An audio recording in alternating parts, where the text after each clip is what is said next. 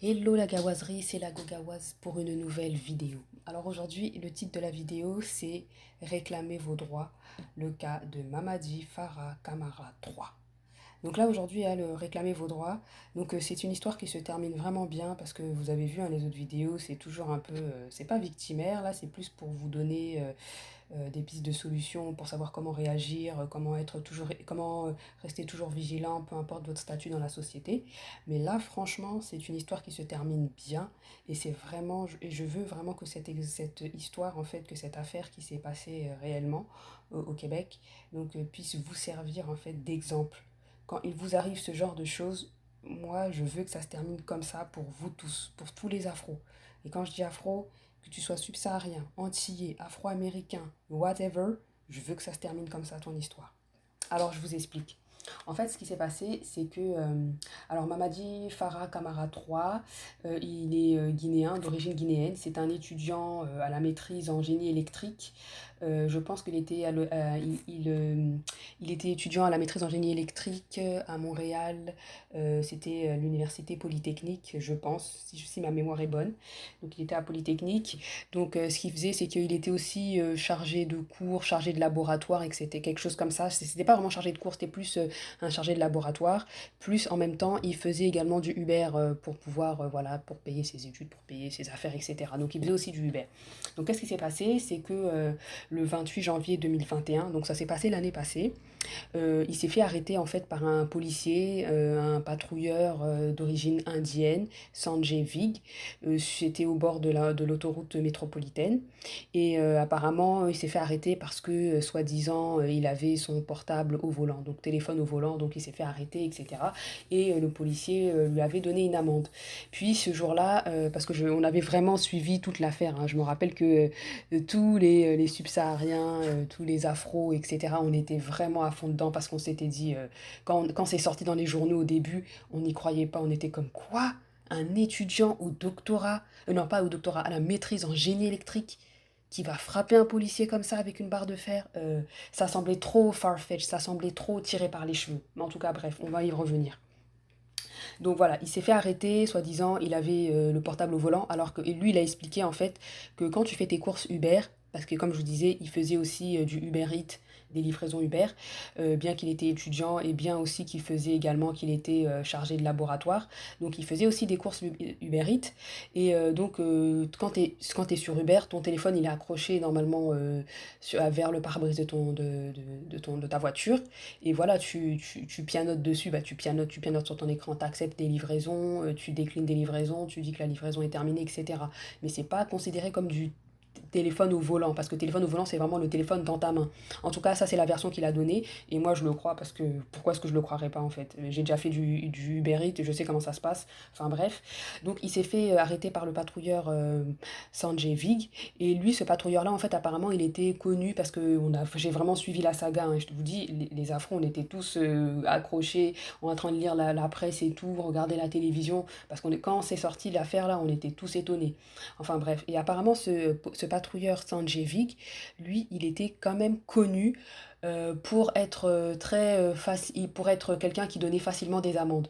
Il faut savoir aussi qu'au Québec, les policiers, quand ils donnent des amendes, c'est parce qu'ils ont des quotas à donner, hein. Tu vois, c'est pas comme en France où des fois on peut te dire ouais, non, c'est pas grave et tout, c'est un avertissement. Ici, c'est très rare qu'on te donne un avertissement. Le policier, il a un quota surtout à Montréal, il a un quota d'amendes à respecter et ils ont des primes dessus. Donc on va se dire la vérité, c'est du business. Donc peu importe la petite erreur, la moindre erreur, stationnement, ceci, cela, tu t'es stationné, ah il était 17h01, il fallait c'était jusqu'à 17h, on va pas te la faire gratuit, on va te donner ton amende.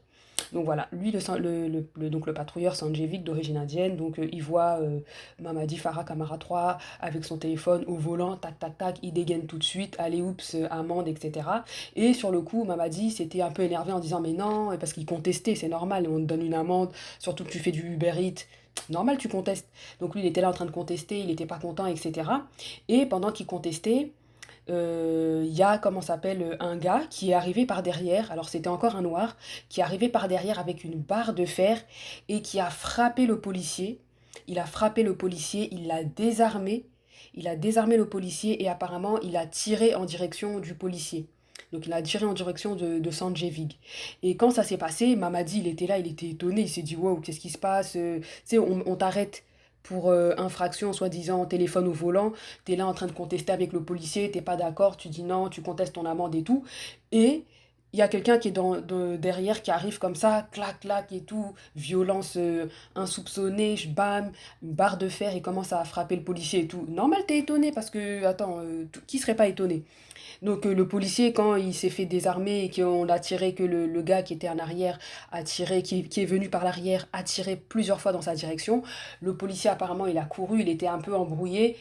Pour lui, il n'a pas vraiment bien vu tu vois, il n'a pas bien saisi la scène et tout de suite il s'est dit c'est Mamadi parce que c'est la dernière personne avec laquelle j'ai parlé, c'est la dernière personne qui en plus de ça il n'était pas très content et tout, donc c'est lui automatiquement. Dans sa tête le policier il était un peu confus, donc il est parti, il s'est enfui de la scène en fait, et apparemment il est arrivé dans un immeuble, il a sonné, ce sont des Sri Lankais ou des Bangladais, quelque chose comme ça, je me rappelle plus vraiment l'origine, mais en tout cas c'est des personnes enfin un peu, bah, c'est pas des Indiens de l'Inde là, mais c'était en tout cas Bangladais, Pakistanais, Sri Lankais, hein. C'était une origine pareille, des gens d'Asie du Sud, du Sud-Est, qui lui ont ouvert la porte et tout, et qui ont ensuite appelé la police, etc. etc. Et lui, Mamadi Farah Kamara 3, on va l'appeler Mamadi, parce que sinon Mamadi Farah Kamara 3 c'est un peu long. Quand c'est arrivé, il a pris son téléphone et il a appelé la police en disant écoutez, je viens de me faire arrêter par un policier et là j'étais en train de contester, nanana, et tout d'un coup il y a quelqu'un qui est venu par l'arrière, il a frappé le policier avec une barre de fer et la personne elle a tiré, elle a désarmé le policier, elle a tiré et elle s'est enfuie. Alors quand les patrouilleurs de police, là, le poste de police, ils ont pris l'appel. Tu sais, ils l'ont pas cru, ils ont dit ah ok ok d'accord on arrive et tout, comment ça, tu vois, ils étaient comme vous les connaissez de toute façon, voilà, on va pas se mentir.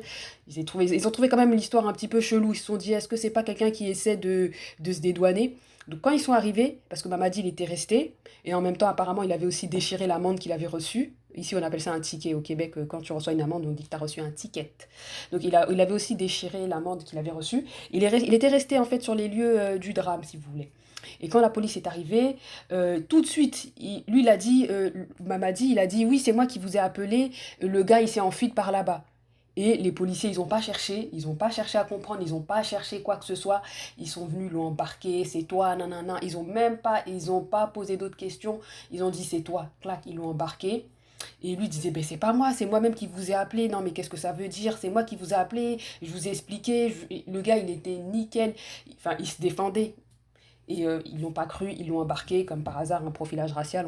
On sait tous, on connaît la chanson, c'est pas nouveau. Et le Mamadi Camara, c'est pas le premier, ça sera pas le dernier non plus. Et ils l'ont embarqué, etc. Ils l'ont mis en prison. Apparemment, en plus il avait sa femme, elle était enceinte. Donc je vous mettrai aussi une photo, de toute façon, vous allez la voir de toute façon.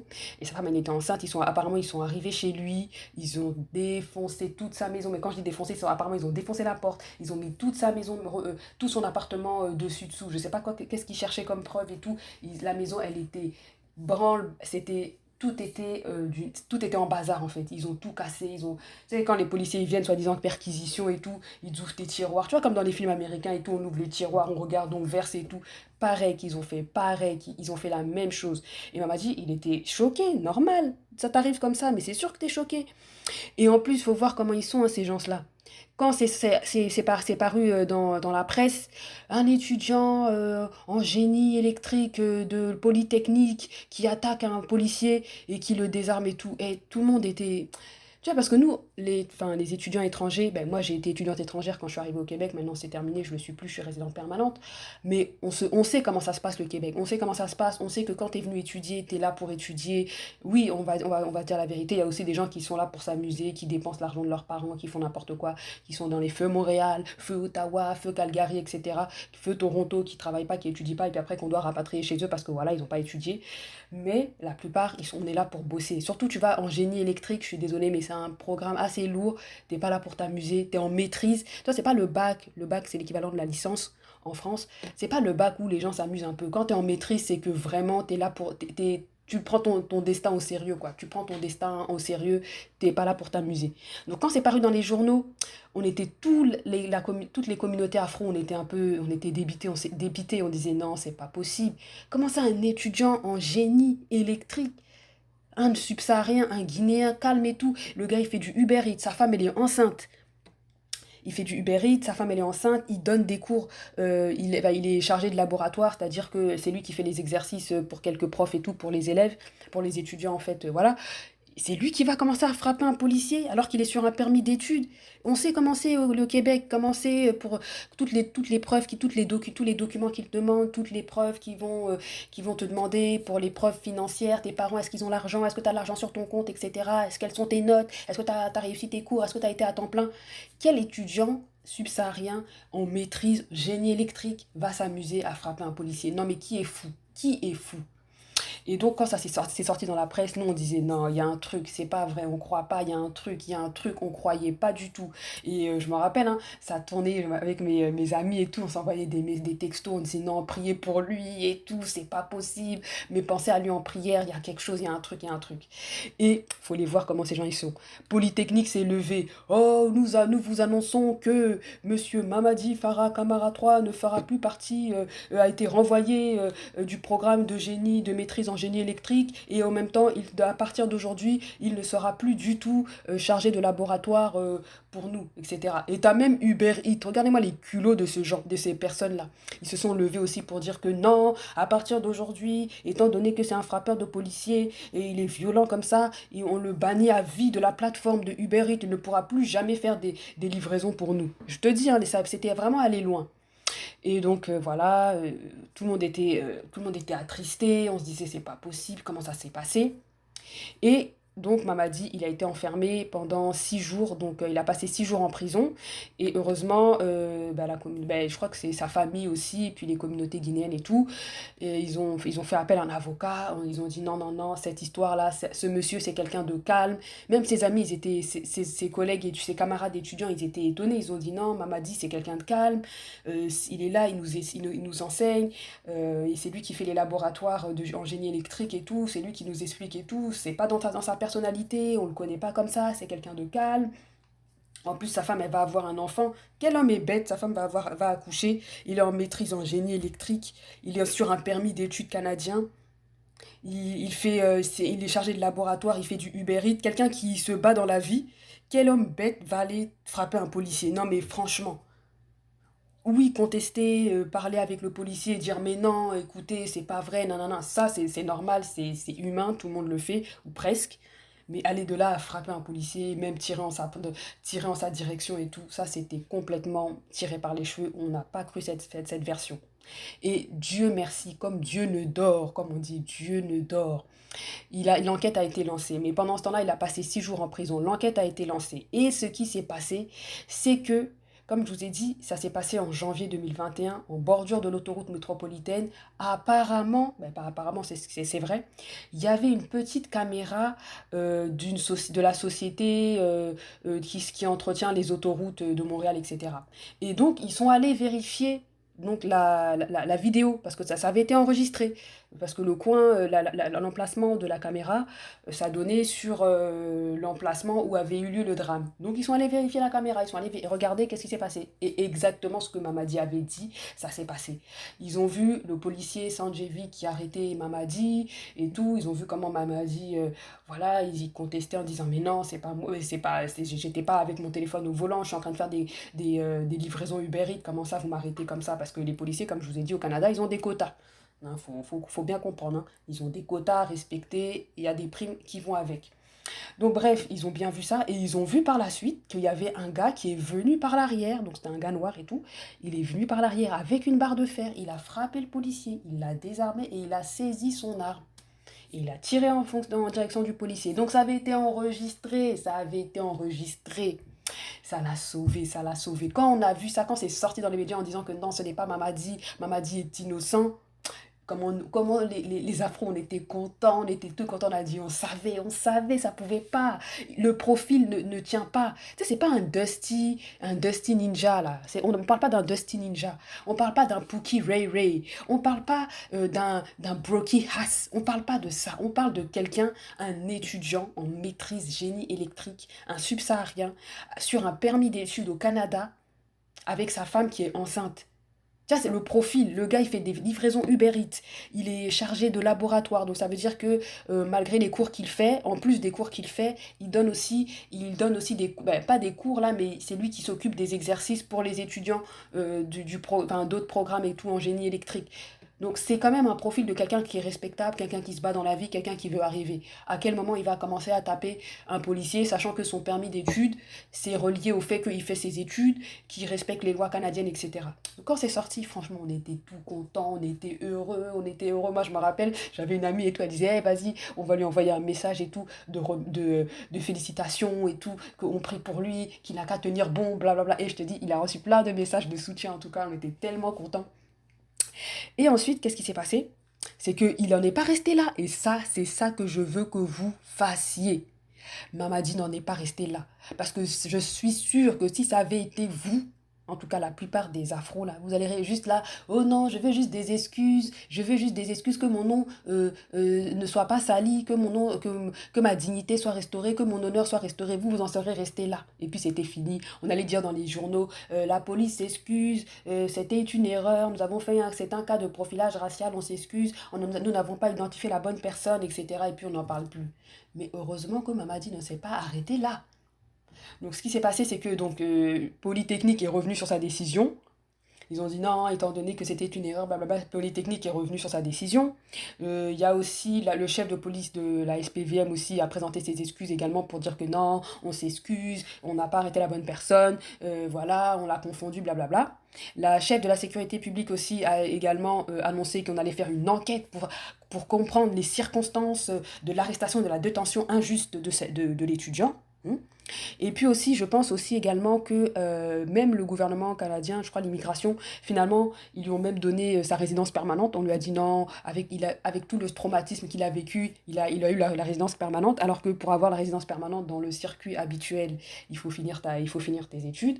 Donc tu finis ta maîtrise. Ensuite de ça, tu fais un permis post-diplôme. Après ça, quand tu as ton permis post-diplôme, tu fais une demande de CSQ, tu peux même la faire avant la demande de permis post-diplôme, mais bref, tu fais une demande de CSQ et ensuite tu fais la résidence au fédéral. Et ça prend à peu près 1 an, 24 mois maximum pour l'obtenir. Ok? Donc c'est tout un étape, c'est tout un processus qui est quand même assez long. Mais avec tout ce qui est arrivé, on lui a dit non, on vous donne même la résidence permanente et tout. Mais Mamadi, il ne s'est pas arrêté là. Il n'a pas dit juste, je me contente de la résidence permanente, je me contente des excuses. Il a dit non, cette histoire, ça va aller loin. Il avait un avocat. Il a enclenché des poursuites. Des poursuites. Et ça, j'aime ça, j'aime ça. Quand j'entends ça là, je suis contente. C'est pour ça que je vous dis, quand vous êtes devant ce genre de policiers qui sont en train de vous faire du profilage racial, vous savez que vous avez raison. Ne commencez pas à crier, à vous battre, à vous défendre. Non, à bouger dans tous les sens. Restez calme, soyez sûr de votre plein droit. Restez calme. Parce qu'après, vous allez les suivre, comme on dit en anglais. Vous allez les poursuivre en justice. C'est ça que j'aime. J'aime cette partie où on parle d'argent, de jet, de l'un, des dos. J'aime cette partie en tout cas. Et donc, il ne s'est pas arrêté là. Donc, son avocat comme son avocat lui a dit, hein, va en justice, tu poursuis au civil 1,2 million de dollars contre la SPVM, contre le directeur, des poursuites criminelles et pénales qui n'ont pas fait leur travail. Ils ont été là, c'est du profilage racial. Tu leur as bien dit, tu leur as expliqué la situation. Eux, ils s'en fichent, ils sont venus, ils t'ont embarqué, ils n'ont pas posé de questions, ils sont venus chez toi, ils ont mis ta maison en branle-bas de combat, ils ont tout balancé partout et tout. Ils ont traumatisé ta femme, toi-même tu es traumatisé, tu peux pas reprendre les études comme ça, rapidement, comme ça, tu dois te reposer. Mamadi Camara, il a dit, c'est vrai, c'est vrai. Il a poursuivi pour 1,2 million de dollars. Bon, après, il y a eu des ententes pour parler avec la ville de Montréal, SPVM. Donc, SPVM, c'est la sécurité publique de la ville de Montréal. Donc, c'est la police, en fait. Il y a eu des ententes. Enfin, ils sont partis hors cours parce que, bon, il faut savoir qu'en Amérique du Nord, quand tu poursuis au civil, tu peux aussi quand tu poursuis au civil, tu peux aussi faire une entente hors cours. Parce que des fois, quand tu vas poursuivre au civil, ça va prendre trop de temps. Le système judiciaire, il est ce qu'il est. Ça va prendre 1 an, 2 ans, 3 ans, 4 ans. Et il avait envie aussi de passer à autre chose. Vous voyez? Il avait envie de passer à autre chose et tout. C'est quand même un épisode qui a été traumatisant. Son nom a été sali dans les journaux du Québec et tout. Mamadi Farah Camara 3, un étudiant à la maîtrise en génie électrique qui a désarmé un policier, qui a frappé un policier alors que c'était même pas vrai. Et alors qu'il avait bien expliqué sa version, mais comme d'habitude, on n'aime pas croire les noirs, hein, on ne nous croit pas. Il faut toujours qu'il y ait une caméra quelque part pour appuyer nos dires, sinon on est foutu. Donc, étant donné aussi qu'il voulait passer à autre chose dans sa vie, hein, c'était comme ça, mais sa femme allait bientôt accoucher, etc. Il a fait une entente hors cours et il a obtenu finalement 347 000 $. Ah là là là là là là là là. Il a obtenu 347 000 $. Moi, c'est ça que j'aime. C'est ça que j'aime. Il a obtenu un dédommagement de 347 000 $. Ah, ça, c'est ce que j'aime. C'est ce que j'aime, c'est ce que j'aime. Ça, c'est une histoire qui se finit bien. Alors oui, effectivement, il y a eu le traumatisme, etc. Mais il va se reposer. Maintenant, il a plus ce stress, vu que maintenant il est résident permanent. Donc, il aura plus ce stress de renouveler ses papiers, son permis d'études, etc. Donc ça, au moins, déjà, c'est déjà fait. Et si jamais il était en problème d'argent, de finances ou de quoi que ce soit, 347 000 $, s'il gère bien, il peut, il peut bien vivre quand même. Bon, c'est sûr que c'est pas non plus le gros pactole, etc. là, mais s'il gère bien avec sa femme, il continue ses études, il fait encore il fait, comment dire, il est encore chargé de laboratoire parce qu'il avait été finalement réintégré à Polytech. S'il continue ses études, chargé de laboratoire, etc. Déjà que quand tu finis tes études en maîtrise et que tu travailles à l'université, tu es bien payé. S'il continue comme ça et qu'il gère bien le petit argent, le petit argent, le gros argent qu'on lui a donné, franchement, il peut bien s'en sortir. Il peut bien s'en sortir. Si même il veut même pas, il retourne même en Guinée, il peut vivre sa vie de pacha jusqu'à la fin de ses jours. Voilà. Donc c'est ce que je veux que vous puissiez retenir. Quand ce genre de choses vous arrive, ne commencez pas à crier, ouah, je veux justice, ouah. Vous êtes là, on vous attrape, vous êtes en train de vous débattre comme si c'était... Pardonnez, restez posé, stay on code, stay on code. Dites aux policiers, écoutez, mon avocat va vous suivre en justice, va vous poursuivre en justice à tout. Monsieur, moi j'ai déjà dit, si un jour ce genre de choses m'arrive, je vais dire au monsieur policier, serre bien les menottes, serre, parce que c'est le jour où je suis millionnaire. C'est le jour où je suis millionnaire. Mais comme le diable ne veut pas que je sois millionnaire gratuitement, comme ça, gratuit, ça va jamais m'arriver, ça peut pas m'arriver. Ça peut pas m'arriver. C'est comme avec un ami, on était en train de blaguer en disant que franchement, si ce jour-là, ça nous arrivait, on est millionnaire sur le champ, quoi. Parce qu'on a déjà gagné. Mais étant donné que, vous savez, on est des ennemis du diable, il ne nous aime pas. Donc il ne peut pas nous donner ce genre de situation. On va s'enrichir gratuitement, gratuit, comme on dit en Côte d'Ivoire. Donc voilà, vous savez, donc voilà les amis, comme je vous disais, c'est une histoire qui se finit bien. Et c'est une histoire que je veux qui vous sert d'exemple. Que ça puisse vous servir d'exemple. Alors que vous viviez en France, au Canada, aux États-Unis, en Suisse, en Belgique, peu importe, en Angleterre, dans n'importe quel pays du monde, restez calme quand ce genre de choses vous arrive, un profilage racial parce que pour x, y raison, et que vous savez que vous êtes en droit, restez calme. Ne commencez pas à vous débattre, ne commencez pas à crier, à insulter ou quoi que ce soit. Restez calme, soyez sûr de vous et allez me chercher cet avocat qui va poursuivre la police en justice, qui va poursuivre l'institution en justice et réclamer vos droits. Je veux que vous réclamiez des gros montants, des grosses sommes. Je veux vous voir avec des 400 000, 300 000, 200 000. C'est ça qui va vous sauver. Enfin, ça va vous sauver, entre guillemets. Vous me comprenez. C'est ça qui va vous aider, en tout cas, à bien vous sauver. Voilà. Donc, laissez-moi en commentaire si jamais, qu'est-ce que ça vous inspire, cette histoire, qu'est-ce que finalement, cette affaire, est-ce que vous êtes un peu plus serein? N'ayez pas peur, n'ayez pas peur, il ne faut pas avoir peur, connaissez vos droits, soyez aussi en règle, hein. Soyez en règle aussi. Si on vous dit de conduire avec un permis valide, conduis avec un permis valide. Si on te dit de conduire avec une assurance, que ton véhicule soit assuré. Voyez aussi, il ne faut pas non plus tenter le diable. Soyez le plus réglo possible également. Et si jamais un truc comme ça vous arrive et que c'est vraiment du profilage racial, que c'est contrôle aux faciès, etc., restez calme, soyez sûr de vous. Prenez-moi un foutu avocat et allez me poursuivre ces policiers en justice et réclamez vos droits. Moi, je veux des dédommagements à 347 000 $. Donc voilà. Donc c'était la Gogawaze. Laissez en commentaire en fait ce que vous avez, ce que cette situation, ce que cette affaire vous inspire, si vous avez aimé comment ça s'est terminé, si vous n'avez pas aimé, si jamais vous auriez eu fait différemment, laissez-moi savoir parce que ça me fait plaisir quand même de lire ce que vous mettez, ce que vous écrivez. Commentez, partagez, likez et on se retrouve pour une prochaine vidéo.